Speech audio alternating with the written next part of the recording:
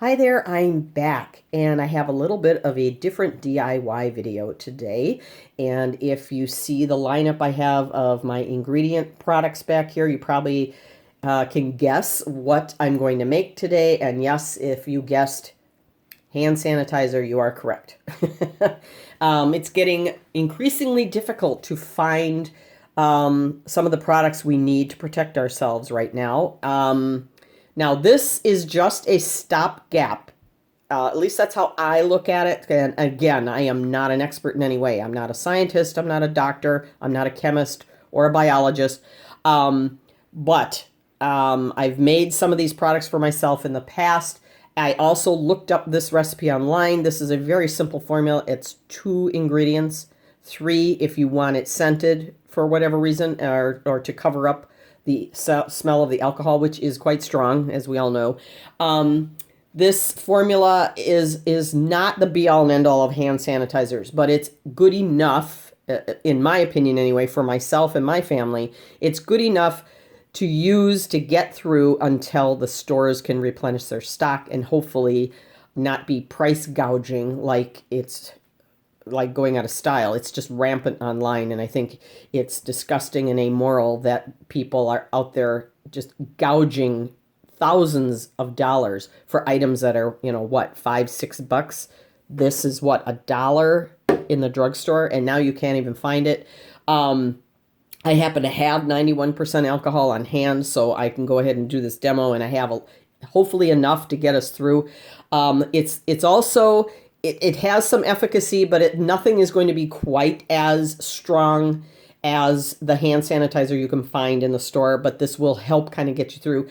And I do want to stress this point. The best thing you can do is to wash your hands frequently with soap and warm water as often as possible, especially if you're at work and touching doorknobs, shaking hands with people, and try to reduce touching your face. I know it's really easy to just kind of, scratch your nose or rub your eye without even thinking about it, but these are entry points for viruses and bacteria. So you want to be kind of mindful of that. So I'm going to go ahead and get this going for us. It's, like I said, 2 simple ingredients. It's a 2-to-1 formula. It's 2 parts alcohol to 1 part aloe. The only purpose the aloe serves is to keep the alcohol from completely destroying your skin. It is very, very drying on the skin. And this does help keep it a little bit softer. You're going to dry out eventually anyway. So keep a small tube of hand cream or hand lotion handy just to kind of counteract that effect. But again, I will reiterate, this is just a simple stopgap method to kind of get you through. I hate to keep repeating that, but I will because it's important to know. Another thing too is there are recipes out there for using vodka if you have trouble finding the 91 or 99% alcohol strength. Vodka isn't strong enough. The alcohol content by volume has to be at least 60% for it to have any effect on killing germs and viruses on your skin. And vodka, typically, generally speaking, is only around 40% by volume. So you want to make sure you have, unless you can find that bottle of vodka out there, that's even higher. But it's probably going to really be expensive too, and you're going to use it on hand sanitizer. So let's get started with this. I have 2 bottles of my alcohol out here because I don't have a lot left in here. Again, I keep this on hand because I do make some DIY lotions and skincare products for my own use. I don't sell them or anything like that. So I have my handy Anchor Hocking measuring cup here. I love this thing because it has 3 spouts. It has cups on one side. We have ounces here. And then on the third side is milliliters. So it kind of covers all the bases. So I'm just going to lift it up so I can see. We want 2/3 cup of the alcohol, which is right about here. So I have to open up the other bottle here to top that off.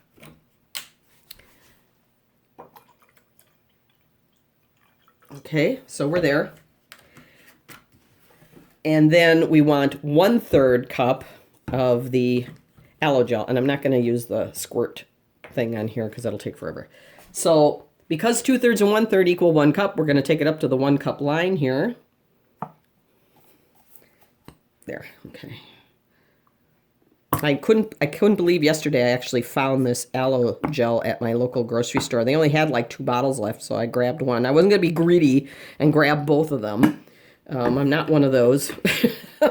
So now you can see, because this is green, it's really easy to see the 2 ingredients. Now, all you really need to do is stir these 2 together. It's not going to be perfect. It's not going to be a perfectly homogeneous mix, but that's okay. I'm actually going to use one of my many frothers here, because I'm in a nice, tall, narrow vessel where this works the best. And this will probably mix it up pretty well. But this is still going to be quite a watery mixture, so you want to be careful you don't accidentally get it on your clothes when you're squirting it out of the bottle. And I got my tubes and a couple little travel size bottles in my grocery store as well, in the section where they sell all those tiny little sample or travel size things. So especially now, because the airlines are quite a bit pickier now as to how many ounces of liquid you can take on the plane. So I have this squeeze tube, which is one of those really soft silicone type things. What I really liked about this, especially because this is watery, I was concerned about leakage. This has one of those, let me see if I can squeeze it and open it up. You can see it kind of burps. It self-seals, which is kind of nice. And then I also have some I made last night here in this little bottle I found at Target. These were like, I think they were, I don't know, like $1 or something like that. And this is slightly soft and squeezy, and it just has that lid that pops open. So I'm going to go ahead and fill this one. I have enough for like 2 of these, but we're just going to fill one today on camera. And again, because of the green, it's easy to see. I'm going to go 2 full. All right, and now it is, I don't know if you can see it, I shook that up, but you can kind of see the aloe is settling back to the bottom again.